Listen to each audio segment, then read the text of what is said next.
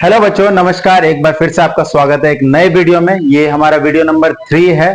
Class 10th science में हम first chapter कर रहे हैं। टाइप्स ऑफ रिएक्शन में कॉम्बिनेशन रिएक्शन लास्ट वीडियो में हो गई है। डिकम्पोजिशन थोड़ा सा स्टार्ट किया था लेकिन वीडियो रुक गई थी।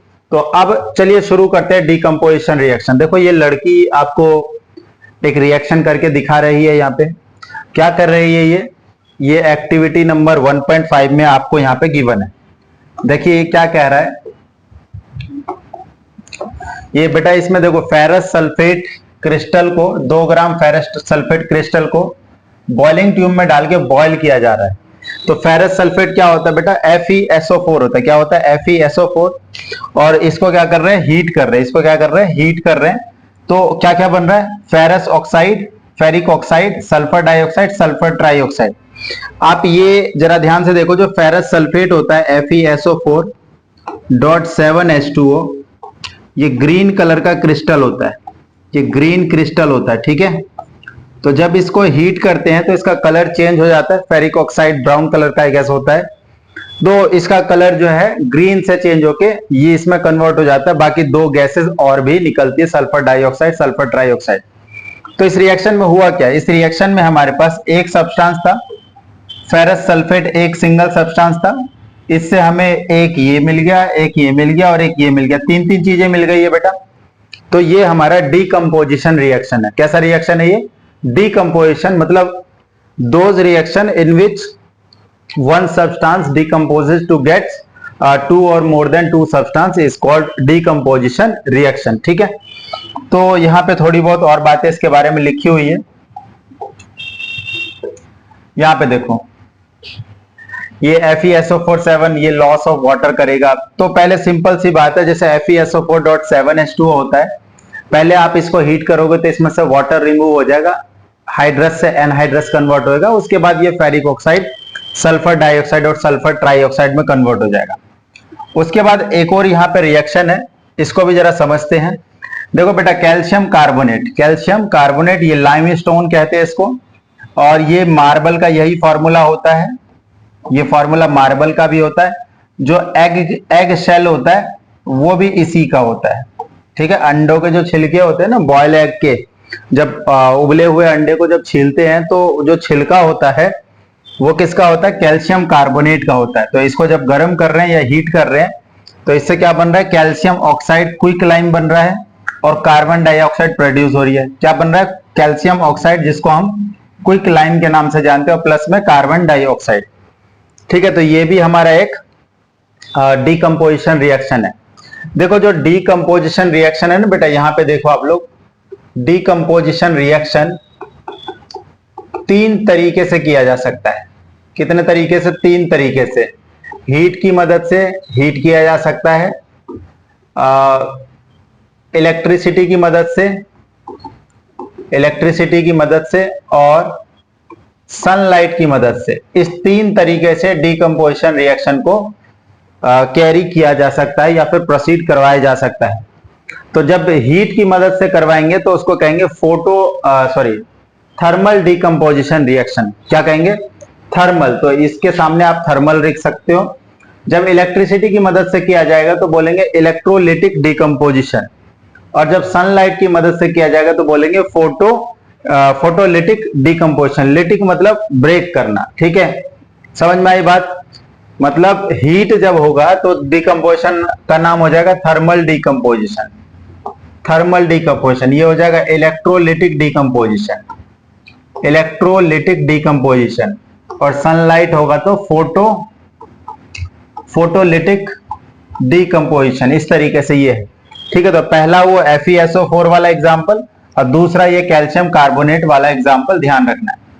एक और यहाँ पे एग्जांपल है, आप ये देखो। एक और एनसीईआरटी आपको बहुत अच्छे से समझाने का प्रयास कर रहा है बेटा, एनसीईआरटी की मदद से। और यही रिएक्शन एग्जाम में आते हैं, इनके अलावा और कोई नहीं आते हैं। देखो, इसमें क्या कर रहे हैं? 2 ग्राम लेड नाइट्रेट पाउडर को बॉइलिंग ट्यूब में डाल के इसको हीट कर रहे हैं। तो लेड नाइट्रेट अगर आपको याद हो, देखो लेड नाइट्रेट PbNO3 को कहते हैं। अगर रिएक्शन दिया है तो हाँ, रिएक्शन दिया हुआ है, रिएक्शन की मदद से समझते हैं। लेड नाइट्रेट होता है PbNO3। ये अगर एक्टिविटी आपको 2 याद हो, पहली वाली वीडियो में मैंने बताया था, या अगर आप नोट्स बना रहे तो आप पलट के देखिए, उसमें था लेड नाइट्रेट और पोटेशियम आयोडाइड का था प्रेसिपिटेशन रिएक्शन। तो लेड नाइट्रेट को हीट करते हैं तो लेड ऑक्साइड बन जाता है, नाइट्रोजन डाइऑक्साइड बन जाता है और O2।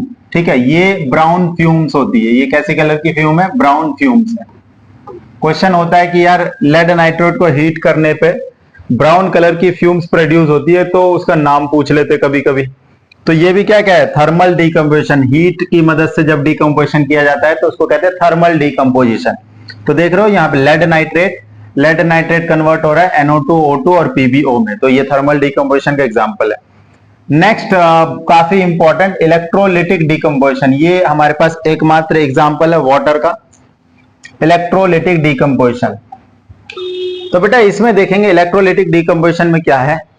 ये वाटर का डिकम्पोजिशन रिएक्शन है with the help of electricity. Reaction कुछ ऐसा हो रहा होगा, ये देखो H2O इसमें कन्वर्ट हो रहा है H2 प्लस में O2 में। अगर आप बैलेंस करेंगे 2 से इसको मल्टीप्लाई, तो ये बैलेंस हो रहा है। आप इसको एक्टिविटी को ध्यान से देखिए, यहां पर ये आपका क्या है? ये है एनोड और ये क्या है? ये कैथोड है। ठीक है, और इसमें देखो एनोड पे क्या बन रहा है? एनोड पे ऑक्सीजन बन रहा है, तो हम लिखेंगे एट ऑक्सीजन। एनोड पे क्या बन रहा है? एट एनोड, इसको लिखेंगे हम एट एनोड, और ये बन रहा है एट कैथोड। ठीक है, ये देखो यहां पे हाइड्रोजन कहां पर है? कैथोड पे। हाइड्रोजन कहां पर है? कैथोड पे। ठीक है, एनोड पे जो साइन होता है वो पॉजिटिव होता है, छोटा सा लिखा हुआ है, मैं बड़ा सा यहाँ पे लिख देता हूं। ठीक है, एनोड पे साइन कैसा है? पॉजिटिव है, और कैथोड पे साइन कैसा है? कैसा है? नेगेटिव है। अब बेटा जी ध्यान से देखो, जो हाइड्रोजन होता है ना, हाइड्रोजन पे पॉजिटिव चार्ज होता है। हाइड्रोजन पे कैसा चार्ज होता है? पॉजिटिव चार्ज होता है। तो पॉजिटिव चार्ज अगर मैं इसके अंदर में पॉजिटिव चार्ज कहां जाना चाहेगा? जो नेगेटिवली चार्ज इलेक्ट्रोड है वहां पर।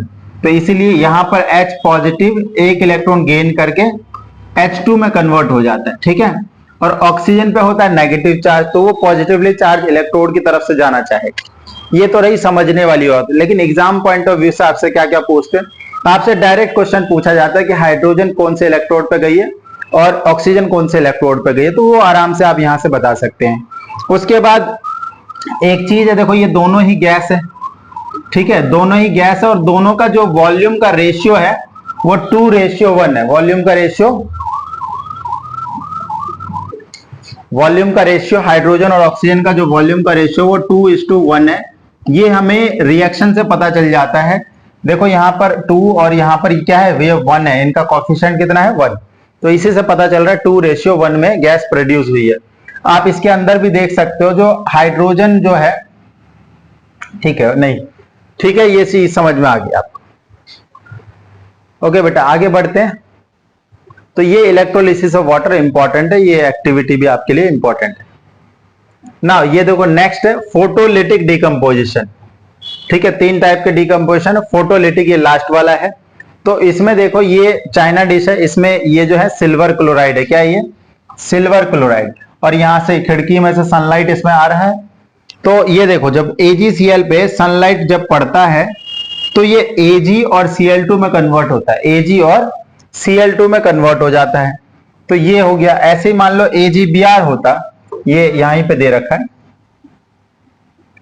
देखो यहीं पे मैं लिख देता हूं। अगर AgBr होता तो फिर वो भी सेम ही रिएक्शन होता है, sunlight to Ag solid plus Br2 liquid होता है। ठीक है, तो ये सेम टू सेम रिएक्शन है। अब क्योंकि सनलाइट का इस्तेमाल हुआ है तो ये भी कैसा है? ये कैसा है? ये भी हमारा फोटोलिटिक डिकम्पोजिशन रिएक्शन है ना। अब इस रिएक्शन की इंपॉर्टेंस आप जरा समझ लो। हाँ जी बेटा, the above reaction are used in the black and white photography. ठीक है, जो AgCl और AgBr वाली जो रिएक्शन है ब्लैक एंड व्हाइट फोटोग्राफी में इस्तेमाल किए जाने वाला रिएक्शन है, और बस यही है इसमें। ठीक है, तो इतना याद रखना है ना। अब 2 इंपॉर्टेंट टर्म, जो रिएक्शन जो होता है, एक रिएक्शन होता है एक्सोथर्मिक रिएक्शन, एक्सोथर्मिक, और एक रिएक्शन होता है बेटा एंडोथर्मिक। हालांकि इस चीज को हमने पहले भी किया है। तो इन वेरी शॉर्ट टर्म या फिर अगर पूरी डेफिनेशन अगर लिखनी है तो आप ऐसे लिखोगे, a reaction in which heat is absorb या फिर एनर्जी इज एब्जॉर्ब, तो वो एंडो में आएगा। हीट या फिर जो एनर्जी है, हीट या एनर्जी अगर एब्जॉर्ब हुई है तो वो एंडोथर्मिक में आएगा, और अगर रिलीज हुई है हीट या फिर एनर्जी अगर रिलीज हुई है तो वो एक्सोथर्मिक की कहानी है बेटा। तो जितने भी एग्जाम्पल के तौर पे जितने भी अभी अभी हमने डीकंपोजिशन रिएक्शन देखे हैं ना, जितने भी डीकंपोजिशन रिएक्शन वो सब के सब एक्सोथर्मिक है, सॉरी, जितने भी डीकंपोजिशन रिएक्शन है वो सब के सब एंडोथर्मिक है। अभी जितने भी एग्जाम्पल ऊपर हमने पढ़े हैं, चाहे वो थर्मल डीकंपोजिशन के हैं, चाहे वो फोटोलिटिक डीकंपोजिशन के हैं, चाहे वो इलेक्ट्रोलिटिक डीकंपोजिशन के हैं, जिसमें एनर्जी यूज हुई है उनको हम एंडोथर्मिक कहते हैं, और जिसमें एनर्जी रिलीज होती है उसको हम एक्सोथर्मिक कहते हैं। तो ये वाली चीज तो हमने पहले पढ़ ली थी बेटा, जैसे कि जो कैल्शियम, ये वाली जो रिएक्शन थी कैल्शियम ऑक्साइड प्लस में वाटर, और इसमें कैल्शियम हाइड्रोक्साइड प्लस में लार्ज अमाउंट ऑफ हीट बनता है, वो हो गया।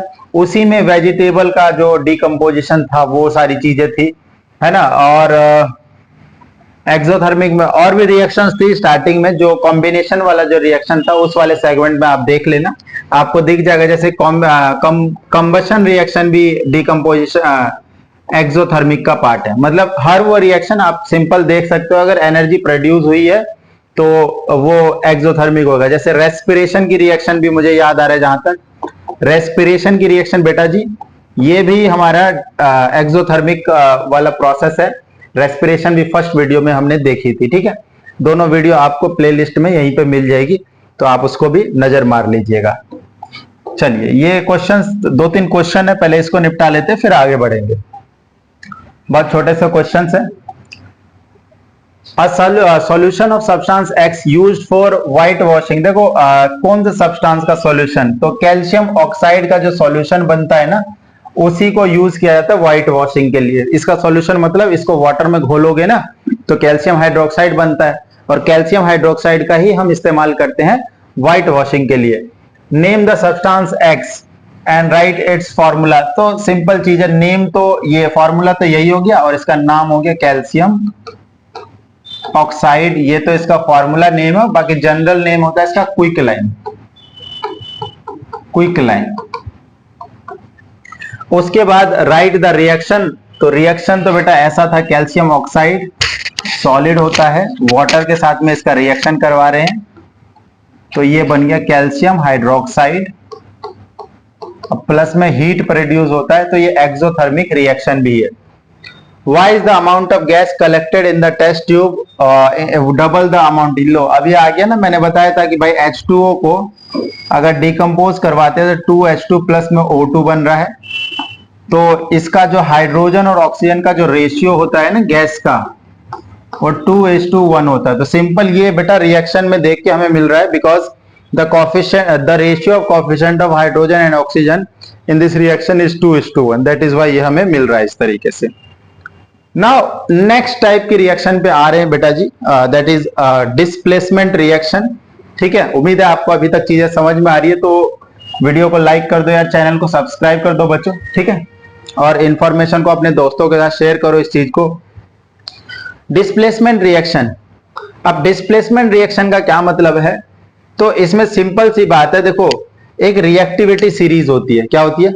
Reactivity series. तो आप यहां पर देखो इसको, इस सीरीज को अभी हम इसको यहां पे थोड़ा सा और आगे बढ़ा लेते हैं, सो दैट कि हम सीधे क्वेश्चन पे आएंगे।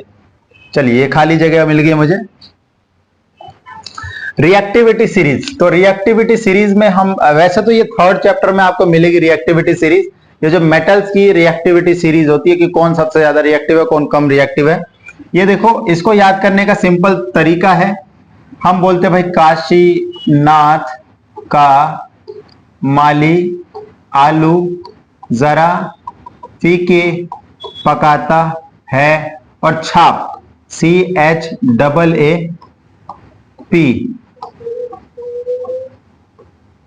ठीक है बेटा, potassium, sodium, calcium, magnesium, aluminium, zinc iron, lead, hydrogen, copper, mercury, silver, gold और प्लेटिनम।